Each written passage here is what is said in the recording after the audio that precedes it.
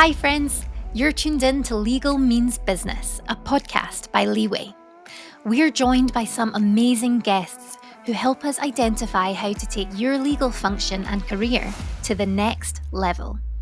I'm your host, Steph Smith, and we're talking all things legal ops and legal tech, as well as other critical skills needed to help you thrive in the evolving in-house arena. Don't forget, you can watch us on YouTube or listen on the go through Spotify or Apple Podcasts. If you enjoy the conversation, please do hit subscribe and let us know what you think on social.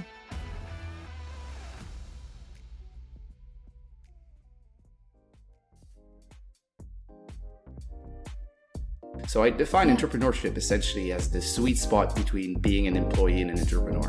It's basically taking control of your own destiny within an organization to bring your role as close as possible to that perfect job you dream of landing by essentially providing value beyond what is expected of your role. I think we can all agree that there's a lot of room for improvement when it comes to in-house legal. And if we want to progress your legal team, your business, or the industry more generally, we're going to need to start challenging conventional thinking. This means we need more in-house legal professionals to have an entrepreneurial spirit and to be activators of ideas and be willing to take calculated risks. You'll know the term entrepreneurship, but what we need in the context of in-house legal is intrapreneurship. This is when people think and act like entrepreneurs, but from within inside a company. One person who's especially passionate about entrepreneurship for in-house legal is Joel Roy. Joel is a legal business partner with pharma company Novartis. And in this episode, Joel shares how in-house legal professionals can adopt an entrepreneurial approach to deliver better outcomes and build a more fulfilling career. Hi, Joel. Thank you so much for joining us on the podcast. It's nice to speak to you again. How are you doing? Likewise. It's my pleasure, Steph. I'm doing all right. I just got back from vacation. This is actually the first thing I do back in work mode. So it's really a pleasure to be here. It is. Yeah. Yes. And this was your vacation in Portugal? Yes, but also took nearly a week after I got back to adjust my toddler back to jet lag, essentially. Yes. Yeah, that which must was be a smart struggle, idea. Actually. Yes. It was. I wouldn't recommend traveling with a 2-year-old, honestly, but it's been experiences and memories forever. I'll leave it at that. Yes. Memories forever. Not good, not bad. We'll leave it there. Yeah. Cool. Well, obviously, you are a lawyer by trade. But I think that's only one string to your bow, I would say. So, and it might seem like a bit of a random question, but I think it ties into what we're going to be talking about today. But I saw that you recently launched a newsletter on LinkedIn. Could you tell us a little bit about that and kind of what sparked you to do that? Sure. Well, yes, I'm not your traditional background when it comes to, legal positions, generally speaking. Even though I did the typical undergrad of, history and poli-sci. So as far as education goes, I'm pretty run-of-the-mill and garden variety. But yeah, no, I have a few quirks. One being that I'm in love with wine. I've actually done my WSET certification back in 2016 during my first year of practice. And started a wine blog back then. Was my first, endeavor in content creation, which was a lot of fun. And gave master classes in art galleries to gather interest, that type of thing. So I've been really involved in wine. So the newsletter came when I actually shared this on LinkedIn that I had been doing things in the wine sphere for a while, and people were like, "We need recommendations." And I figured, why not? Why not? Essentially, so I put together a little punny newsletter called "Mate Please the Cork," which I launched last Friday, and it's been gathering a bit of momentum, and it's a good fun. I think it's great to be able to let your hair down and hang out with these folks that you see on LinkedIn all the time, essentially, and bring them up to a different speed and show a different side of yourself. So no, it's been great so far. I'm looking forward to pushing it forward. There's only one newsletter out, but we'll keep it coming. Yeah, exactly. No, I think it's great, and I'll certainly be tuning in as well. So I am quite a fan of wine, especially now I'm living in France, so trying to up my game in terms of my wine knowledge. So I think it's so interesting though. And you also, you have quite a varied background as well of other quirks, as you put it. One which we mentioned a second ago when you were talking about the mic that you were using. So I guess you're also quite creative, I'd say. I don't know if I'm creative. I'm musical. There's always, there's a debate whether you consider yourself an artist just because you do music or, painting or you write. It never quite fit well with my personality to characterize myself as such. But yes, I've done a lot of music, a lot of recording. I'm a geek audio production, guy. Essentially, I've been doing this for the last 15 years, so I have all these little tools and mics and stuff, which I enjoy discussing with the technical sides of this podcast. But yes, I have that. Yeah. That's also out there somewhere. You can find it out. We'll need to find that. Actually, we will need to find that. I think it's pretty cool. Yes, please do. I think it's really cool because I think all these things that you do outside of your kind of legal career have value and skills and strengths that you can apply to your legal career as well, I suppose. And it feels like you like to challenge yourself, maybe challenge what a traditional lawyer might look like or do or enjoy in their spare time. But do you think this kind of challenging nature and drive to push the boundaries and experience new things is something that you can apply to your legal career and your roles as well? For sure. I don't think it makes me very traditional in the approach, even though I'm far from the only one that took that stride, if I can say. But I think, coming from a varied background and being exposed to different kinds of people and different, outlooks on life makes you better generally as a human being, frankly, if I might say so myself. But also, as a lawyer, it makes you develop some communication skills that you might not have. If you're used to discussing only in a certain tone to a certain audience, then obviously you're talking to only them and only them can understand you and react well to that. So having, people in the music sphere that are still close friends, having people in the wine business that are completely different, and having people in law, you can really develop an approach that is perhaps closer to, what you want it to be generally when you speak in life. So you don't have to be in legal mode all the time because you have those little hats that you can put on as well. So no, I think it's, if it makes me interesting, thank God. At the end of the day, honestly, that's not what it was done. It's kind of a career, and the way it shapes up, it's happenstance. And I pursued avenues that I thought were interesting at the time and still do them when I have the time. I don't have as much as I used to. But now that it's done, it's still great to look back and to have these skills, as you call them, or just interests, basically, that can still blossom. And I think it almost feels, from what I've seen of what your kind of perspective and what you share on LinkedIn as well, and the kind of tips and your thoughts and whatnot there, it does strike me that you seem quite entrepreneurial, I would say, or rather, as you and I have spoken about before, maybe more intrapreneurial. So I guess it'd be great if you could walk us through what intrapreneurship means to you, for those who might have not heard the term before. Yeah, no, absolutely. I think entrepreneurship is something that, is not discussed enough in circles, especially in legal circles, but also more generally in business circles. Even on LinkedIn, it's all about the entrepreneur, right? It's essentially, you're right.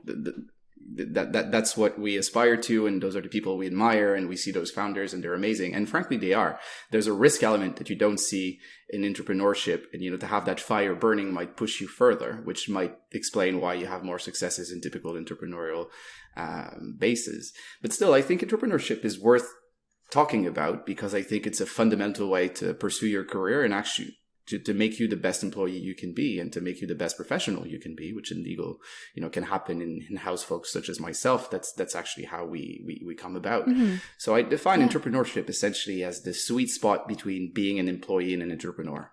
It's basically taking control of your own destiny within an organization to bring your role as close as possible to that perfect job you dream of landing, by essentially providing value beyond what is expected of your role. So going further what is expected of you and trying to build projects that will bring value.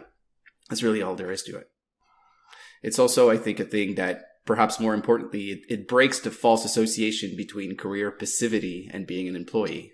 You don't have to, sit on your laurels just because you landed that in-house gig. The work doesn't stop there if you don't want it to. And there's a whole world of opportunities that abound, and you just have to seize them. Yeah. And I guess actually that's quite a beauty of an in-house role as well, perhaps, because you're working in a business, you're working with lots of different teams, lots of different projects. There's probably a huge opportunity to be entrepreneurial, I would guess. Have you found that from your experience? I would say so. And I would say so, and this might not, generalize to everywhere, but I think people don't expect much from the legal function actually in-house. They're quite set in what they expect of us. They expect us to handle, the legal stuff and contracts, and essentially to slow them down and bog down their processes on the sake of something that they don't quite understand, which is risk management. So really, if you take it for what it is, there's quite a limit as to what you want to do, right? You can be very effective at that, and you have amazing people on your podcast that showed you how to better do this. And frankly, I'm quite new in the in-house role, so I wouldn't be able to comment much on that, at least not with the same authority as they do. But there's a lot more that can be done. And, one of the beauties of being in-house is that you're kind of the consigliere of the whole business. You touch everything, you interact with everybody, and you're able to see things perhaps from a higher point of view than most would. And that brings a tremendous opportunity to actually figure out, how do we take this forward, and how can I redefine my function to really bring the most that it can, with the threshold being quite low, frankly, in the general sphere of the business. So intrapreneurship is when people think and act like entrepreneurs from inside a company. These people are likely to be committed to innovation and are passionate about their work and producing higher value for their team and the business. In return for their desire to help the growth of the company, entrepreneurs often receive support and resources to help make their ideas a reality. And this is something that is much needed within the legal function.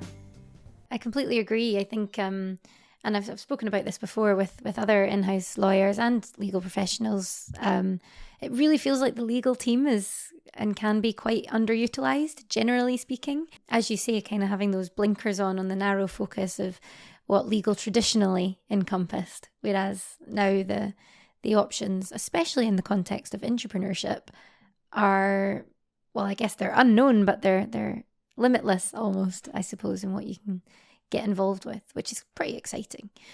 And in terms of the kinds of projects, what kind of projects could an in-house legal professional be looking at if they're trying to be more entrepreneurial, would you say?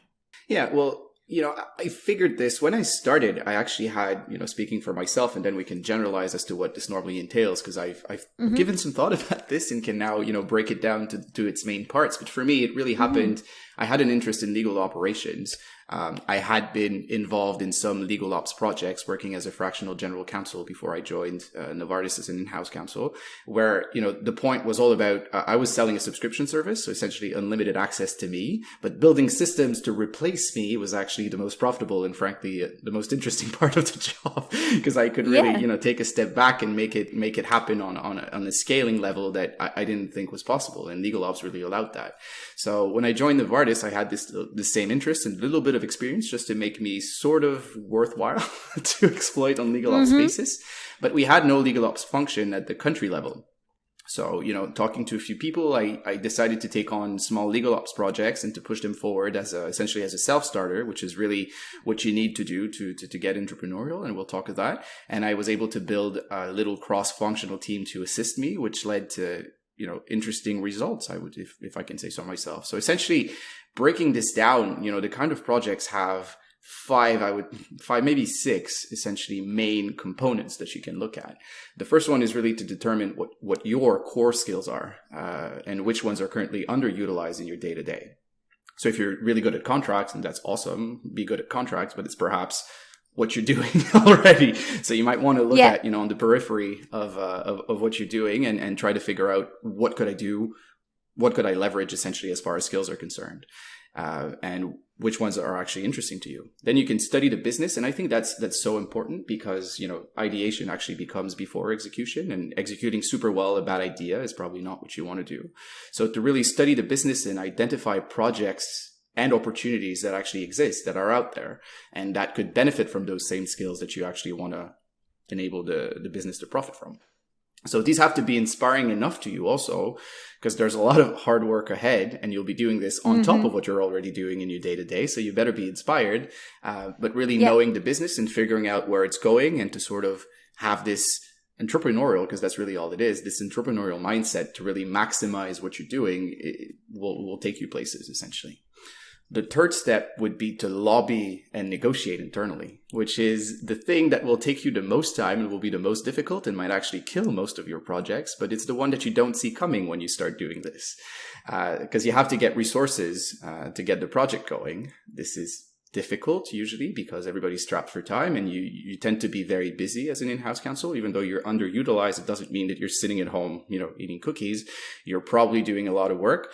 And to replace that by something else, or just scale it on top, will require work. So you have to get your managers buy-in, and then you have to get other people inspired. So there's leadership, there's lobbying, there's negotiation, and there's project management, all coalesced into one. The fourth one is actually just that. So building usually what is a cross-functional team to execute on that project. So you have to really get people going, get them excited. You have to be likable generally if you want to lead people. And that's difficult. For me, coming essentially from the bottom of the the hierarchy as a counsel, you're trying to get heads and leads involved in your project. And they're like, who is this guy again? Like, why is he bothering me with extra work? So you really have to, make a case for yourself and actually make a case for the project that you're pushing forward, and seeing that this will be good for everybody involved, including the corporation as a whole. So let's push this forward. So that gets into negotiations, but it's more of a leadership, I guess, exercise. The two other ones are not directly related to the entrepreneurial project itself, but are critical if ever you want to do it again. The fifth one is really to track your successes. And I can't say this, heavily enough. I could probably post it with the neon lights somewhere, like on a billboard. You got to make sure that you have something to show for, if you had all these people invest that time, you had your manager manage some times and resources for you to get something going, you got to make sure that you can convince the business, and the business speaks in numbers. So you better have those Excel sheets ready and that data and at least those actionable metrics to make sure that everybody can understand what the impact of that venture was. And the sixth one is really icky. I don't like it. Nobody likes it. Nobody enjoys that. But I think it's important. Is to try to get the project nominated for whichever gala, accolade, prize, whatever you have internally. Because if you're working in a big corporation, these exist to, quite frankly, stimulate entrepreneurship, and reward those that actually engage in it. And what this does, and I learned this a bit late into my own journey, but it gives you traction, and you get less and less resistance at the negotiation stage we talked about. Your managers are actually giving you a little more leeway. You have resources. You might even become, the go-to person for new projects or initiatives. And that's a great thing, but you have to get yourself noticed, which for lawyers is kind of a bad thing a lot. It's the same reaction you get for people putting themselves out there on LinkedIn, like, oh, I just want to keep my head down and keep working. You can surely do that. Best of luck to you, Godspeed. But at the end of the day, if you put yourself forward at the same thing as you do with entrepreneurship, you might get noticed from it. And that's, that will lead to promotions. It will lead to new projects. It will lead to more independence at work. So really, those are just, 4+2 building blocks, I think, that any legal ops projects would have. And there are countless examples you can think of, from starting a football club to a legal ops projects to, onboarding a CLM to, I don't know, getting a podcast going, for example. I'm sure you can maybe relate to that.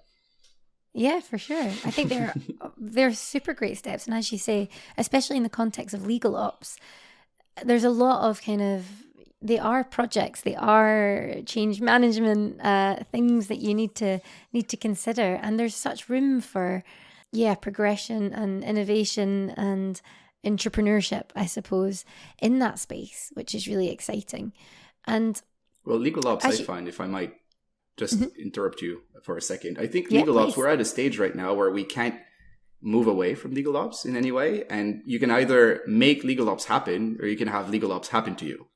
So, there's definitely some kind of agency that you can put in to make sure that you shape in a way that actually makes sense for the legal department. Because you know what?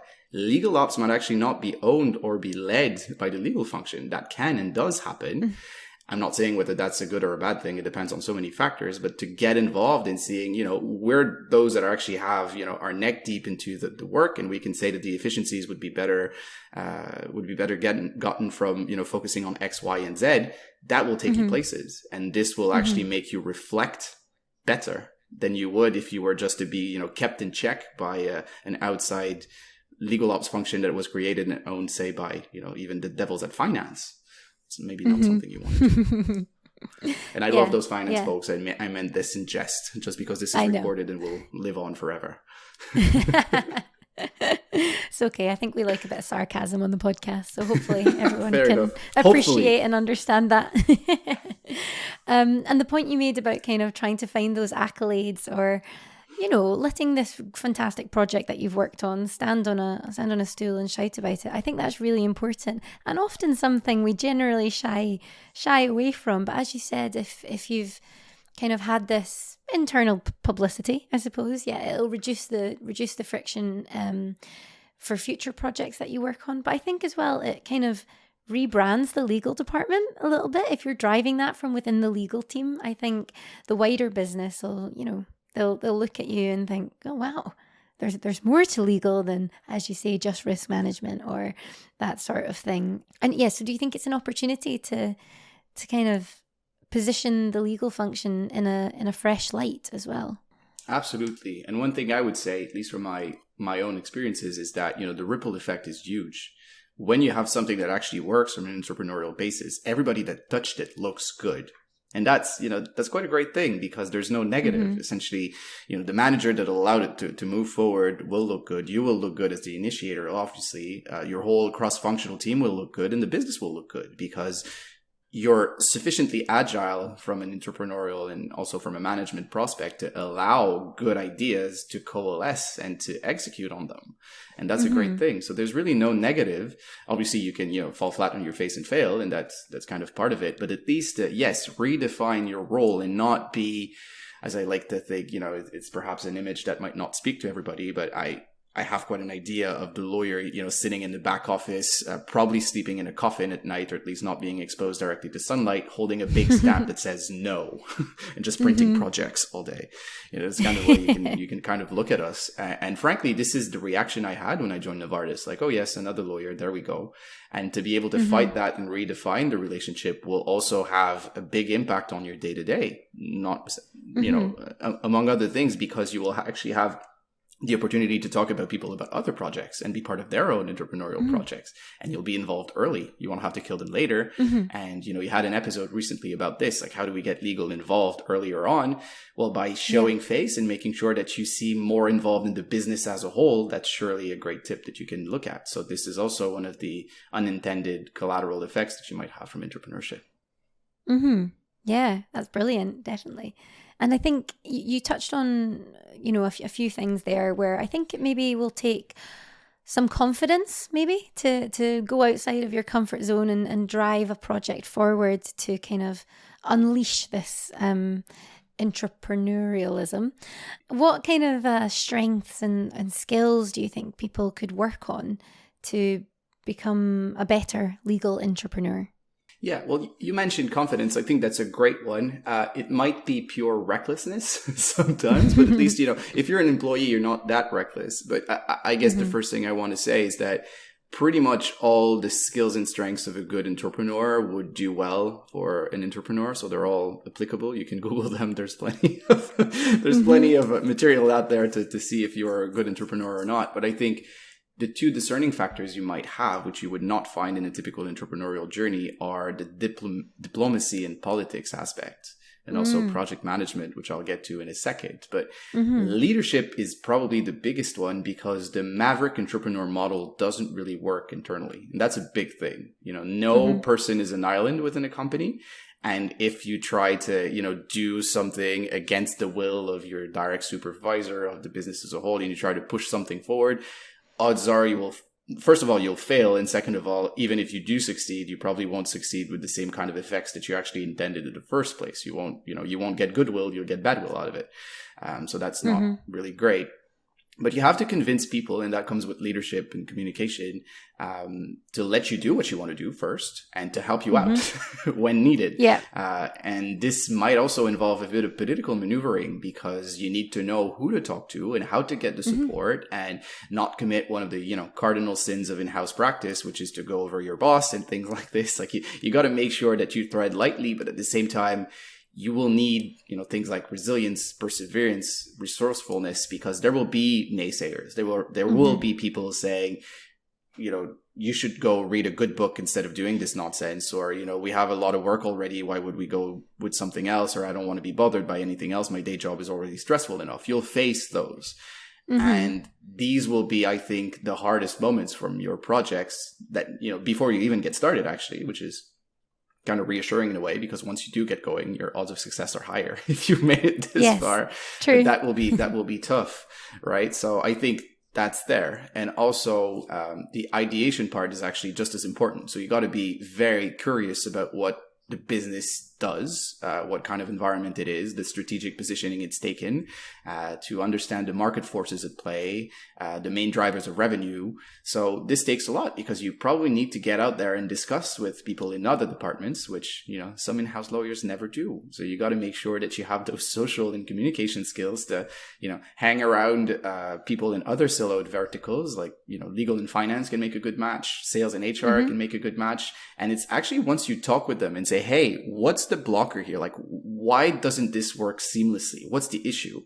You got to have those conversations to make sure that you maximize your value as an entrepreneur. So there's a lot of that. And then the last part, which I don't think we can sweep under the rug, even though it's kind of a given, is you need very good prioritizing and time management skills, because whatever you're doing on top of your current workload.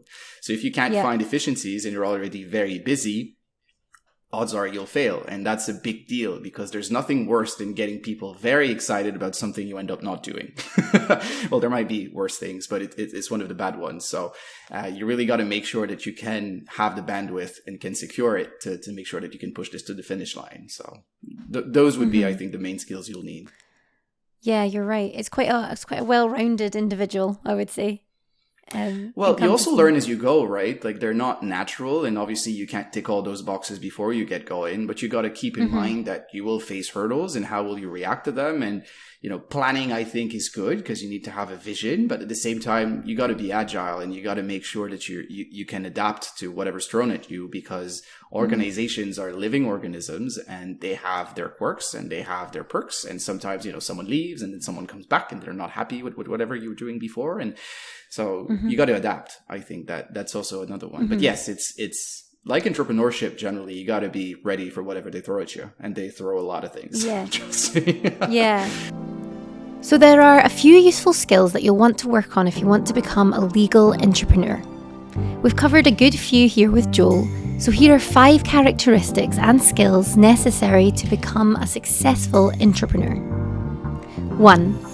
Knowledge of the internal and external environment that you're working in. 2. Vision and a willingness to challenge conventional thinking. 3. You'll need to be diplomatic and confident working with cross-functional teams. 4. The ability to build buy-in from stakeholders inside and outside of the legal team, and including executives. 5. The ability to persevere even in the face of resistance and uncertainty. But I think that's a great point that you mentioned there, actually, because I suppose at the beginning, when you're just thinking about trying to get some buy-in for various projects, or for an entrepreneurial project, you can think about the strengths, your own strengths, as you say, and then kind of identify any gaps perhaps, and then try and pull in people who can fill those areas that you're perhaps not so strong in. Would you say that that's a valuable part to it? Yeah, for sure. And you don't have to do this yourself, right? Like, entrepreneurship is simply about getting this started, but you can have a team of entrepreneurs, and you can identify those and build your tribe around them. And that will probably secure your position even more, because you can pool resources and make sure that you know where to go. And if you have, someone on your sort of informal ragtag team or motley crew that has more experience within the business. I was very new at Novartis. I didn't know the ropes. I didn't know who to appeal to, what to do. And I came in with all this energy, and some people were like, hey, look at the kid go. We might, throw him a bone and actually tell him how to do this stuff. And they helped out, and I wouldn't be where I am if it weren't for them. And you develop relationships that are so strong when you're out there in the trenches trying to make something happen, that it really builds. And then you can become that resource for someone else. And frankly, that's the best thing that can happen to an organization, because you don't get, sclerosis. You actually always evolve and can build and grow, because, the backbenchers are actually pushing the business forward. So for sure, like you don't have to do this yourself. You don't have to. But I think what you really need to is, and lawyers are really quite good normally at exhibiting that, is intellectual curiosity and communication abilities. We're just, as I like to say, and I've said this many times on LinkedIn and on talks I'm giving, but we're just, usually overpaid communicators with a fancier title. That's usually what we are. So if you can channel this in another way than, writing a legal brief or engaging in a red line trench warfare with opposite counsel, then you can make things happen. And I guess to cover this very long-winded answer to the very simple question you asked.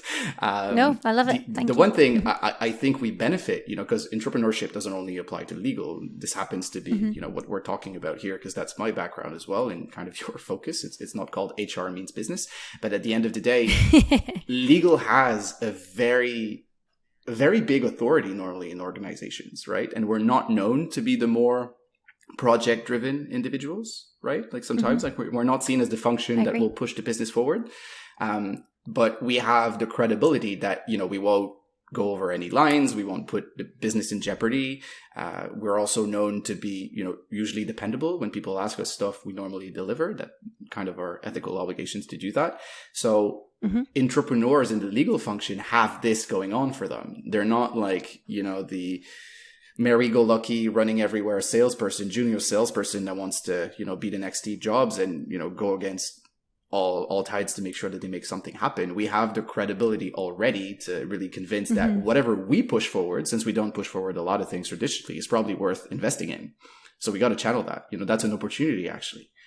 So I guess that's also what you could look at to build the team and get people excited, is that innate authority that you normally have as an in-house counsel, whether deservingly or not. That's another story.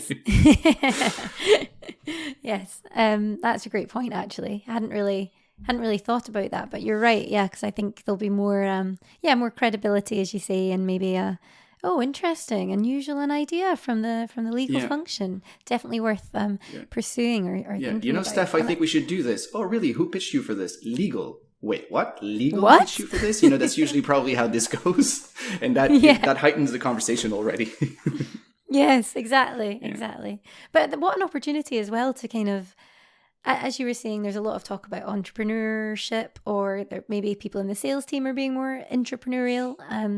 But it's kind of a language that we can speak, kind of a common language that if you find the people to join your project team cross-functionally, what an opportunity to kind of build those relationships on a common ground of entrepreneurship that everyone can kind of rally behind. And odds are you know them already, because you're exposed to every single aspect of the business. Like, we're not siloed normally in legal, at least not as much as some other functions. So you have access to those folks already because you work with them and support them on a daily basis. So what a great opportunity to say, hey, do you have 5 minutes? This has been irking me. I think we could do better. What do you think? Those are, where the magic happens in an organization. Yeah, totally. And you've probably got an idea of who are the kind of entrepreneurial champions from other teams. If you have accolades that you have, or even if there's quite often even startups have like a wins Slack channel, for example, you can see who has the momentum of driving projects and driving change and enjoying being involved in these sorts of things. And I guess you could probably engage those people too if they have skills that would be relevant for your project. And it builds, a very organic kind of networking, which is something you probably want. And also, birds of a feather flock together, as they say, right? So if you can tie yourself to the winning streaks, and those are actually have momentum going within an organization, then odds are that will be a good thing. You probably won't regret that much. So for sure. Yes. No, I think that's a splendid point as well. And you touched on it just before there about, it's not traditional necessarily for change or projects or innovation and entrepreneurship to be driven from within the legal function or the legal department. Why now? Like, why is it relevant for in-house legal professionals to be thinking on this or developing their skills here or driving those projects forward? That's a great question, and it takes a bit of futurology to answer that, but I'll give it a spin, even though I could be wrong, and I acknowledge that. But I think a lot of the busy work that has been, keeping us busy for the last 50 years, especially in in-house legal, is being automated. Let's not kid ourselves for that. So there's quite a bit of that, and efficiencies are being built. And I don't think we can, since information is out there, I don't think we can preserve the arcane obscurity of the law so much longer before people find out that we're actually not doing rocket science work every day. So, it is coming. And I think it's for the good, mostly, that, we are becoming more of a flatter part of the, legal exceptionalism. I think its days are counting, generally speaking. I think I could sum it up like this. We won't be seen as, those, the wise people on the top of the mountain anymore. Like, people will find out what we're actually doing and whether that brings value or not. And there will be technology to make sure that we're kept in line. So we're at a moment, I think, quite a critical moment. You have all these things going on, and it's kind of the singularity approaching for legal, in which we'll actually have to look at what we do, what we want to do, what the business thinks we should be doing, and how we can define our function so that we can really push things forward and make sure that we're a value-added sector of the business. And that's not always the case right now. And we're tolerated because we're a necessary evil, but that's not where I want to be personally in my career, to just be part of something that's essential but kind of boring and a huge cost center. That's not what it is about. So I think there's the doomsday approach, in which you say, like, they're going to replace us with machines. I might find something else to do. That's surely one approach. It might be overstated. But at the end of the day, I think if you want to bring the most you can to your organization, you have the skills, you have the mindset, you have the knowledge, and you have the contacts, because you're touching on every part of the business. What better way to bring yourself career satisfaction and probably job security, most likely a promotion, build some good networking skills, than to really see, hey, how can I actually benefit this company beyond my strict role description? Like, isn't that inspiring? Outside of why we might want to do this, I think that's a great way to heighten your job satisfaction. At least it does for me. Yeah, I completely agree. And I think that's, again, such the beauty of working in-house as well. The opportunities are kind of endless, and it's quite exciting, I feel. And hopefully it is. that It most very people, much is. Yeah, people working in-house would hopefully be excited by that concept, as, I guess lots of people have moved in-house or chosen in-house because of the kind of being part of the business vibes, I suppose. For sure. Just replace entrepreneurship at what you were doing as business development, when you were in private practice, and you have something going. You need to you need to sell your importance to the team in house also. Like, it's important to keep that career development movement going, and entrepreneurship is a great way to do that. So for sure, completely agreed. Yeah. And generally you find, well, I've found, having had the pleasure of speaking to so many of you who are kind of this mindset, it does really seem like you can enjoy your jobs, your day-to-day roles much more, because you kind of get a bit more invested, more enthusiastic, and you can't help but kind of rally behind these ideas, whether you've been the one to pitch it or whether you're just part of the project. So it certainly feels like something that is a lot more rewarding on a day-to-day basis, and for your longer-term career as well, which is cool. I haven't reviewed the data recently, but when you look at the main drivers of job satisfaction, you have positive feedback, which you can get if you're iterating and actually pushing projects forward. You'll get feedback, whether good or not, at least you'll get feedback. And autonomy, which you get as an entrepreneur, because the more you do, the more you'll be seen as a self-starter, the more your managers will be like, oh, Steph is just doing her thing and she's doing great, so I'll just lay off her for a while, essentially. And you get promotions and the feeling of contributing to the business as a whole. I think those, and you can correct me if I'm wrong, like I said, I haven't reviewed this in a while, but those came to mind. And entrepreneurship is a surefire way to get all of these.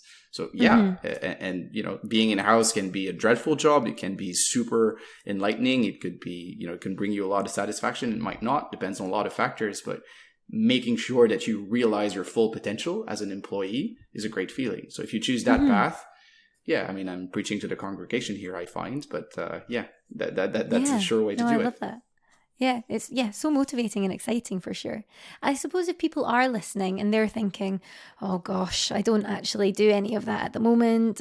I'm not sure I have these skills. I'm kind of doubting myself, but I really want to get involved with this and I want to find that career satisfaction and I want to help drive the business forward. what would you advise to kind of take their first steps on an entrepreneurial journey? Well,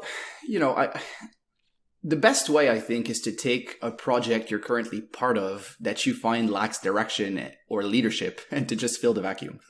We all know those. And I think the main issue with legals sometimes is that we don't want to own anything as a function. We say like, oh, we're a support function. You come to us, you get advice, you come out, I get back to my work, you move forward. We're not great drivers normally. I think we're not seen as such. And frankly, we're busy, so we don't have the bandwidth sometimes to do that.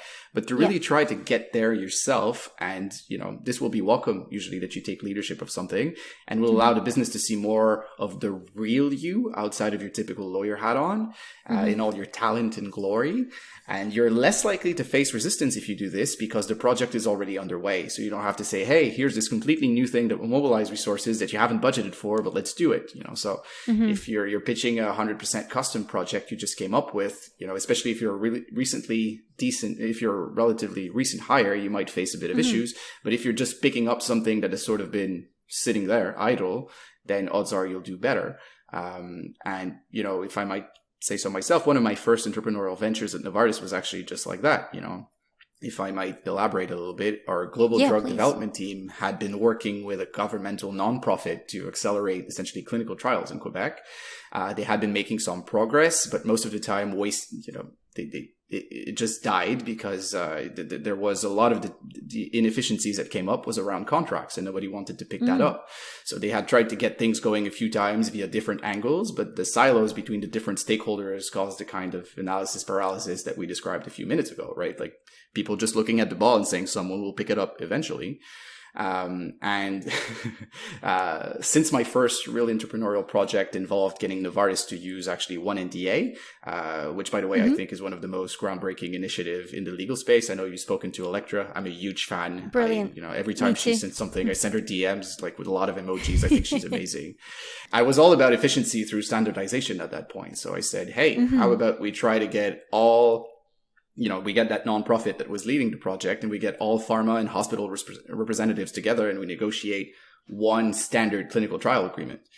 And they're like, yeah, we tried that before. It didn't work. I'm like, okay, but let's try it. But with, me in the driver's seat, rallying people forward and me and some other colleagues. Obviously, I wasn't alone in that.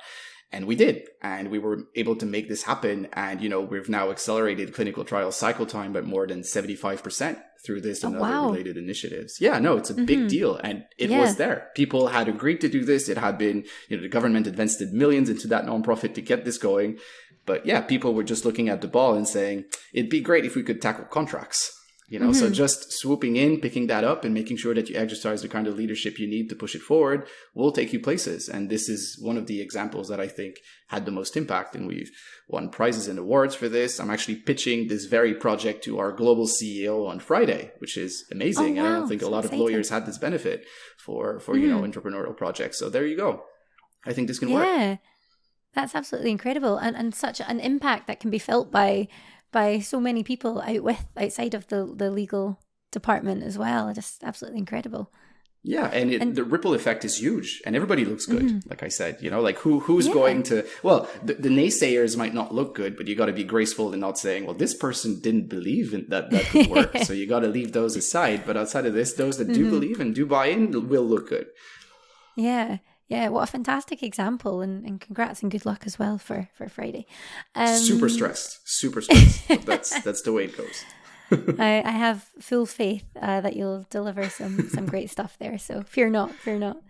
And I guess just to kind of tie everything to a bit of a close, I think we've mentioned this throughout, but these kind of projects are, I guess, over and above your already likely hefty workload. What would you say to people who are quite resistant to tackle any or engage with any kind of entrepreneurial activity due to the fact that they have a lot of workload? I have a few ideas of my own, but it'd be great to hear. I want to hear them also. Because that's the crux of the issue, right? Like if you're too busy, how are you going to do more? And that's, to make the parallel once again with career development or business development in private practice, that's the same thing. How can I go and network and do white papers and webinars and all that stupid stuff if I can't get my hours in? And that's a very important question. And I think the main reason why a lot of people don't get involved. I think you got to look, there are two ways to go about this. Either you sort of deal with it and manage efficiencies yourself. So you try to, use systems, templates, contract automation that you might have already. You try to leverage, you go beyond what is currently being done to build a system that's more efficient. So that's one way. It's hard. It can be done depending on your organization. Some are very optimized already and just busy. And the other one is to go to your supervisors saying, I want to do this. I can't because I'm too busy. What do we do about that? Yeah. Ideally have an answer prepared so that it's not their problem but yours still. But to be completely clear, the first question that you'll get and that I got, Shirley, when I pitched any sort of, entrepreneurial project to my supervisors was, do you have the bandwidth to actually do that? Like, can you spare the time to take this forward? Because like I said, it's an important thing that you don't start a lot of projects that you never finish just because you got busy. Like that's a surefire way to make sure that you don't have any credibility anymore. When you do those, you become the person that cried wolf and you don't want to be that person. We all know how that ended up for this little, Tom guy. Was it Tom? Anyway, the person that cried wolf. So yeah, at the end of the day, you got to make sure that you can answer this affirmatively because, if you say, no, I don't have the time, find it for me. Odds are you won't be doing a lot of projects. But I think if it's worthwhile and you can, split the burden between, like I said, a cross-functional team that you can build, you can get places. But yes, I think this is mostly for, when things get slow, this is the beginning of summer, folks. We all know how summer goes, at least in this hemisphere. The summer is usually slower in-house. That's one of the perks. And also, in private practice also. So get those going while you can, while you have the bandwidth. Don't just say, oh, when I'm less busy. But for sure, some folks will be too busy to actually get these started. And that's a shame. But that's the way that it goes and there's no way around that. But if you can see a way in which it can be done, I'd suggest you try it and start small, take the win and build from that. Because the more wins you have and the more recognition you got, the more people look good. And if your supervisors are looking good, they'll want to keep looking good and they'll therefore allocate the resources and time to let you do this kind of stuff. And this is where the magic happens. So it's hard to get started. It gets easier as you go. Yeah. I think that's a great point, and I completely agree with everything that you just said. I think it can be difficult in the beginning to see, and quite often these projects, I think the end goal is probably to save you time down the line, as you talked about. So it's kind of it's a viewing the upfront work and effort versus the kind of longer term ROI, and I think that's really important, and it's understandably a difficult hurdle to get yourself over if you're already swamped. But are you wanting longer term sustainability due to the efficiency that you can create? But I think your advice on kind of tackling things when it is a quieter time, because it does come in waves, of course, the workload. So maybe putting in place that plan, because I think there's a huge ROI on planning well. Putting in place a plan during the quieter times and getting the ball rolling when you can is great. And then hopefully once you've started, the momentum will continue and you can complete some exciting and great projects that have an impact business wide as well. So yeah, I completely agree with everything that you were saying there. But yes, I think that's about all we have time for today. I don't know if you have any kind of final points on entrepreneurship generally, entrepreneurship in-house, any wider thoughts at all? Well, I think this is something that needs to be looked at very seriously. And I would dare to say that you got to have this in you before you join probably in-house. If you want to, make it further up the corporate ladder, for instance, or if you want to get a lot of traction in whatever you're doing, because it is the main driver of career satisfaction. It's easy to coast in-house. It's very, very easy. I don't think it will make you happier unless you're, a professional rower on the side, or you write books, or you have something else to keep you going. But if you give any sort of importance to your career as far as your satisfaction and life satisfaction is concerned, this is a sure way to get better and to actually make sure that you realize your full potential and that you create your own dream job. So I would personally advocate, and obviously, you know, this is my personal bias and I realize that, but I think there's a lot of value to be gotten both for you personally and for the company as a whole in-house through entrepreneurship. So take a look at that and, you know, get iterating. I think it's that's the beauty of it, is that it's a field wide open, and you just gotta, you know, start. You just gotta start. Yeah.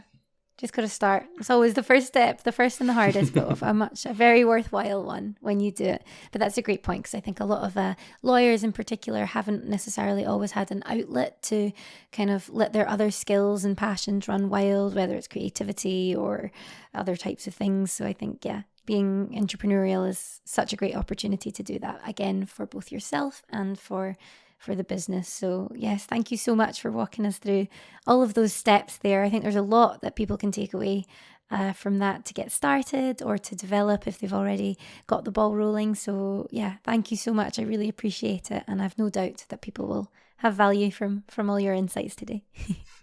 Well, hopefully that was a lot of fun anyway. So even if nobody listens or cares, this was fun for me. So thanks, Steph, for the opportunity. I really appreciate it. Oh, not at all. Absolute pleasure. I hope we can speak again sometime. So thank you. For sure.